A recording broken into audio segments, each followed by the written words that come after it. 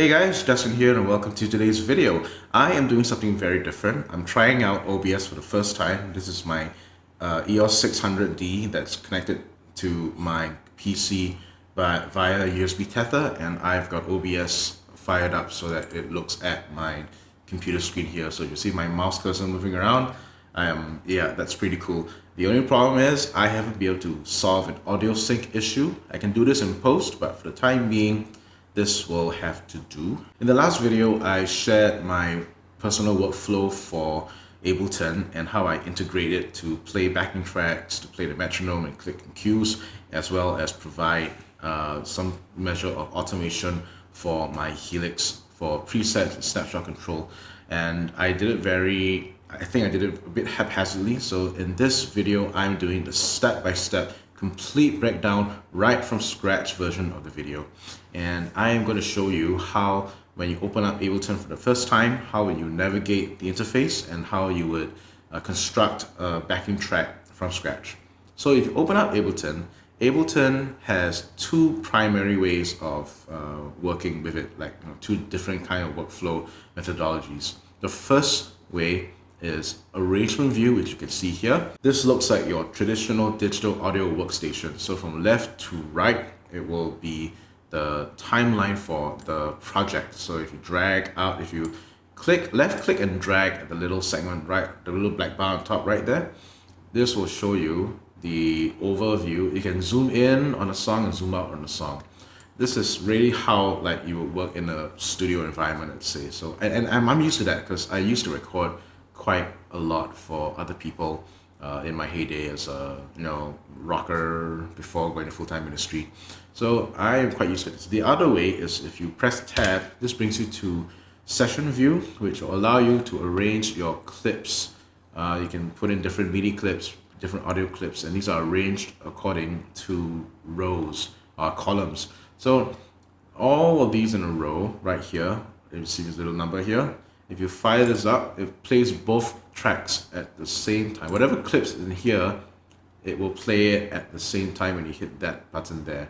And this is great for, let's say, if you were to have all your backing tracks in drums, whatever, and you hit that play button right here, all those clips will play at the same time according to the click, which is pretty cool if you're a DJ, but I am a music director and I think I work best with arrangement view because I can see my songs arranged from left to right in a timeline.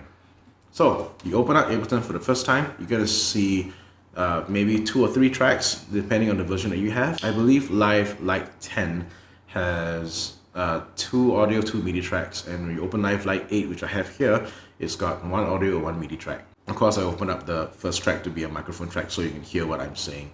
But anyway, let's start from scratch. And I'm going to address the Helix users first because this is going to be where most of the fun is going to be. Helix users, you're going to have to do an additional step to set this up. You have to make sure that Ableton is talking to your device. And I know this is a HX Stomp. It was a lot more wieldly to put this here than a giant Helix floor.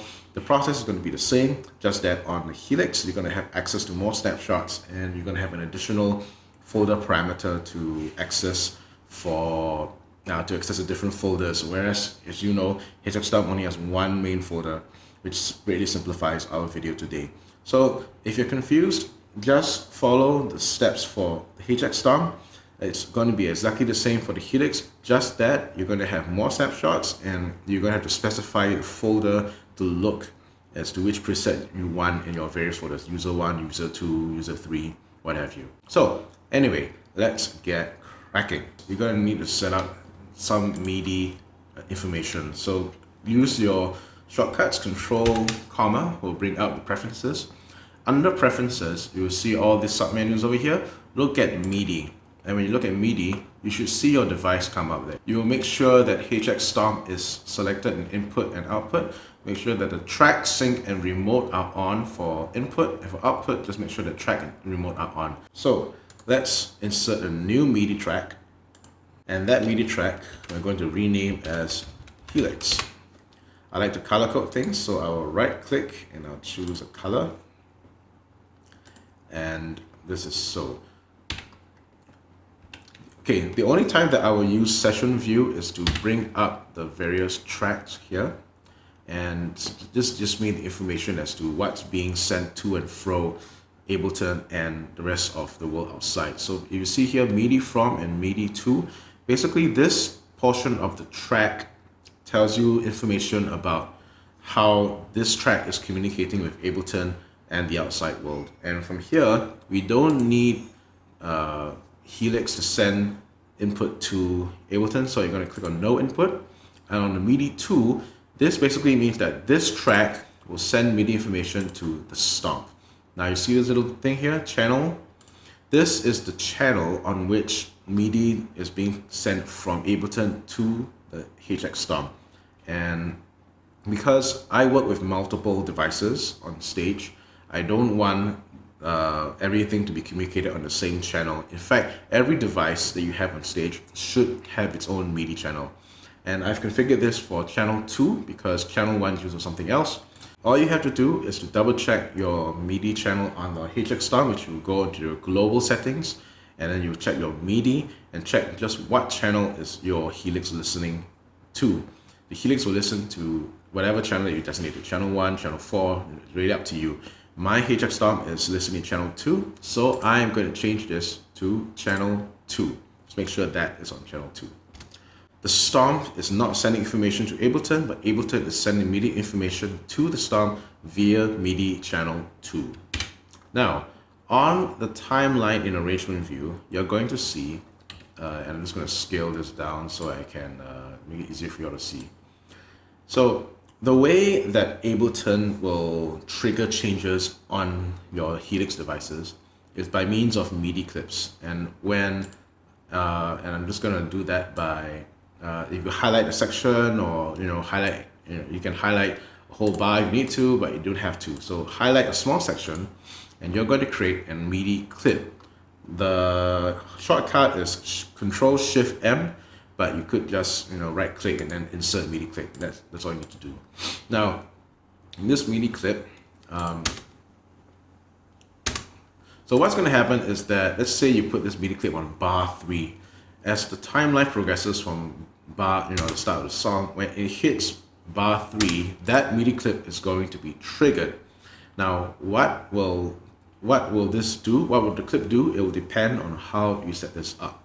So we're going to first do a program change. And for program change, I'm just going to put this as, I'm going to rename this as patch, so you can, it's a bit easier to see what's going on. So for patch change, you're going to see down here that there are a few parameters: bank, sub-bank, and program. You're going to make sure that bank is at 0. Actually, you can't choose anything that's more than, you can't choose a 0 value for these parameters on Ableton, so just click on none. Make sure that bank is none. Make sure the sub-bank is none for HX Stomp. Now, big note here, for Helix, sub-bank is going to be your folder number. So sub-bank 0 will refer to user 1, I believe. And sub-bank 1 will refer to user 2, so on and so forth. So just to make things simpler, I will probably put user 1 as mine primary bank that I will call my live patches from. So I just make sure that user folder 1 is mine Sunday, it's going to be my main set list that I use. So program number, now this is where Helix will change its patch number according to your program number. So if you put this to program 1, I hope you can see this up from, just watch this guy here, right? All right, program 1. This should change to patch 1 on mine HX Stomp. Yep, you can see it change over there. How did it happen? Because patch bank 0, sub-bank 0, program 1 corresponds to 01A on HX Stomp. It's also 01A on your Helix. So just make sure that when you set up a patch change MIDI clip, you are looking at these 3 numbers over here. So let's go on to snapshots, which is going to be a bit more fun. I'm just going to change this to snapshot view so that you can see which snapshots are going. All right. Snapshot changes are going to be roughly the same. You're going to make a MIDI clip as well. So highlight any section, let's say bar 4 or something, right click, or you can use your shortcut Ctrl+Shift+M, and I'm gonna make this a different color so it's gonna be easier to see. I'm gonna rename this as, let's say, Snap 1. Okay, for patch change MIDI clips, we look at these three parameters here. For snapshot MIDI changes, we're going to look at a different type of parameter. We're not looking at these, the bank sub-bank program, but we are looking at envelope. So when you click these buttons here, these will bring up context menus. So you're going to click on the E for envelope, and you're going to click on that musical note here to just make sure you don't get confused and see another sub-context menu. You don't need that. Okay, you're going to look at these parameters right here. When you look at the second context menu, pitch bend, you see that this brings up a lot of different kind of control options. According to the manual, CC69 is the MIDI note value that Helix has assigned to look at snapshot changes. And it will also tell you what velocity numbers will trigger which snapshot. So CC69 is for snapshot overviews, whereas the velocity information, so this is actually a velocity window here. If I drag this up and down, you can see the number change from 0 to 100 or 127. So that's your velocity numbers. The Helix manual tells me that CC69 velocity 0 is snapshot 1. As long as my envelope, whatever your envelope number is, -1, that's your snapshot number. So if I want snapshot 1, I have to look at velocity 0. Now, as you can see, if I click and drag, you can notice that my HX Stomp started to change its, you can start to see how it flicks back and forth. Yep, it's going through those velocity numbers, and correspondingly that would change snapshots on Helix. So what you want to do here is to drag this number, or rather drag the envelope line to whichever snapshot number that you want. So see velocity 0, snapshot 1, velocity 1, you can do it gently, snapshot 2, velocity 2, snapshot 3. So snapshot 1, that's what we're going to do. You can copy and paste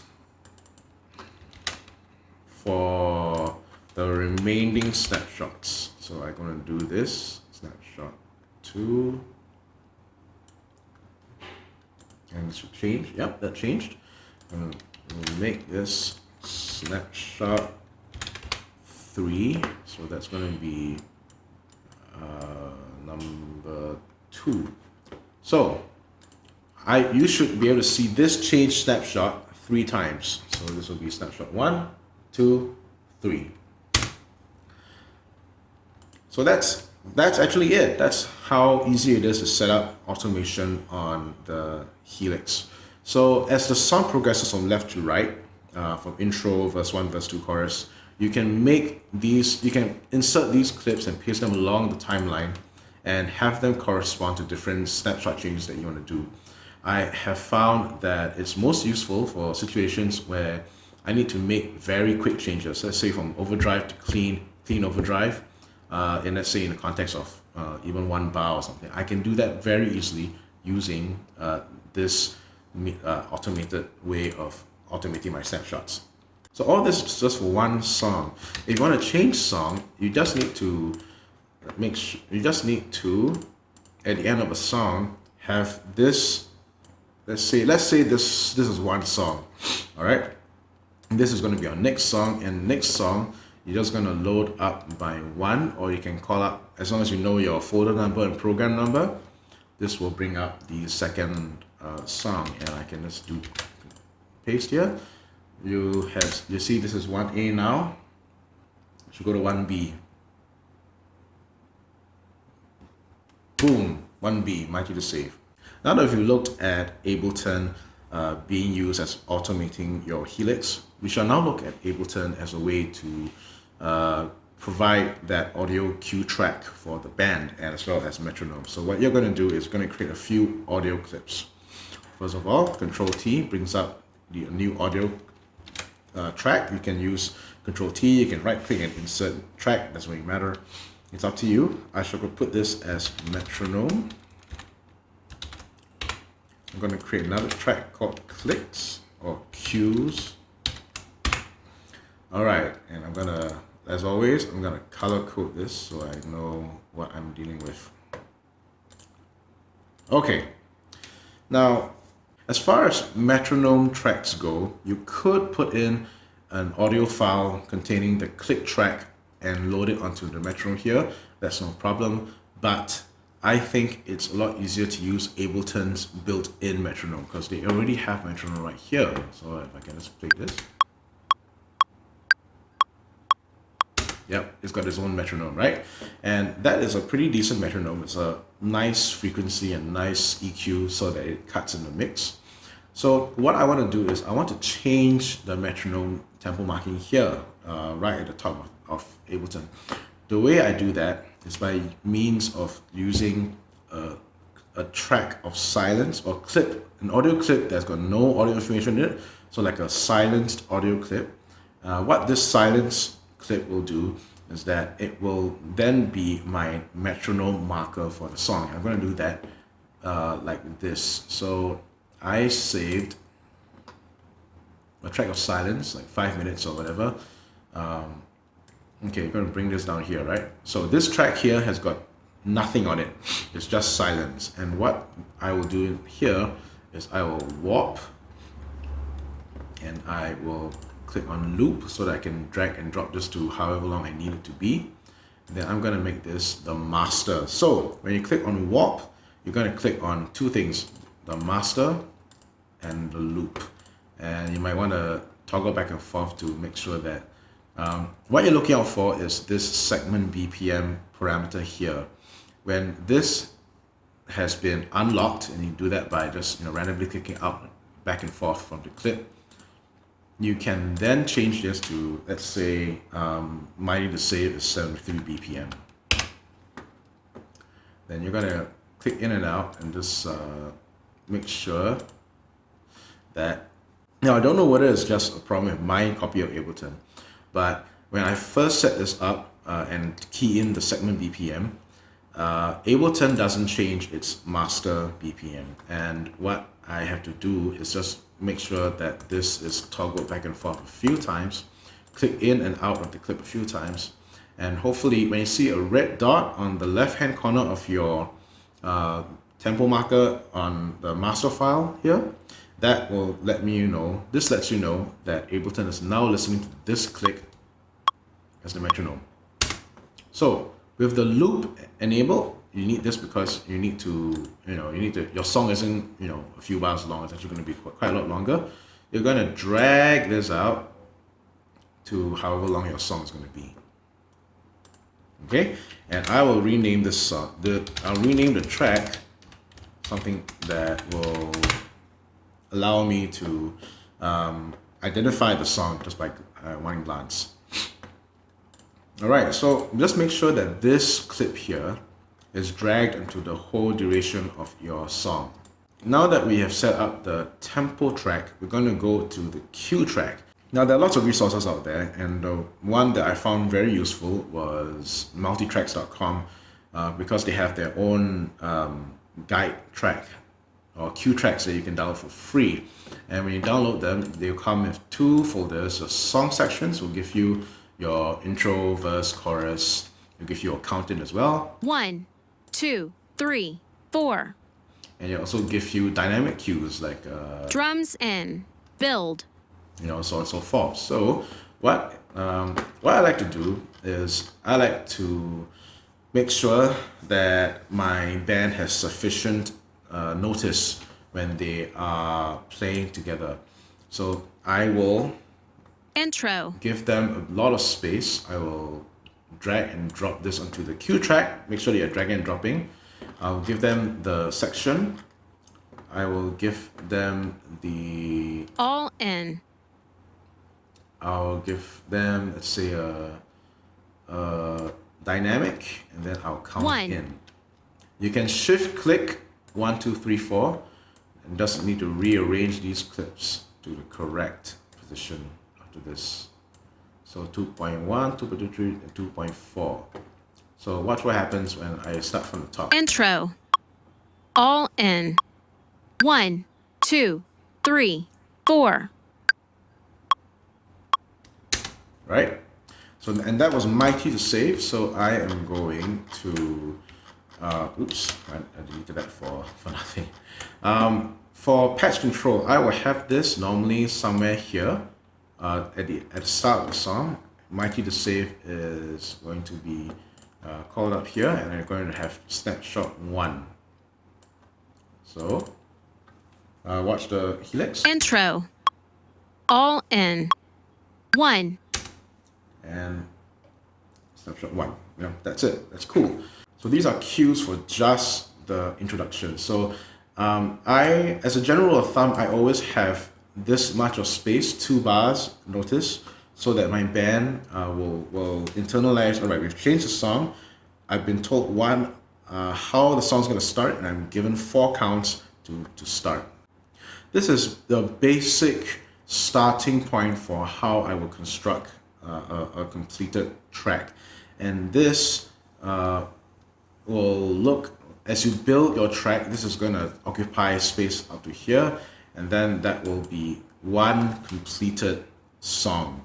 And after this is complete, I will start to do a few things. I will export out the various tracks into mix downs, so they are one big audio track, so that when I build a Sunday setlist, I'll drag and drop the individual song files onto the various tracks in my Sunday setlist. So my Sunday setlist will have a similar track layout. All I need to do is to copy and paste or drag and drop the various songs onto the timeline and make sure that there is space between the tracks so that you have a bit of space to finish one song and start the next. So this is my 10,000 foot view of how I set up Ableton Live for songs and eventually build into a Sunday setlist. Hope you found this video interesting and informative. If you do have any questions or comments, please post them in the comment box below and I'll get back to you as soon as I can. As always, thank you for watching. This is Justin signing off.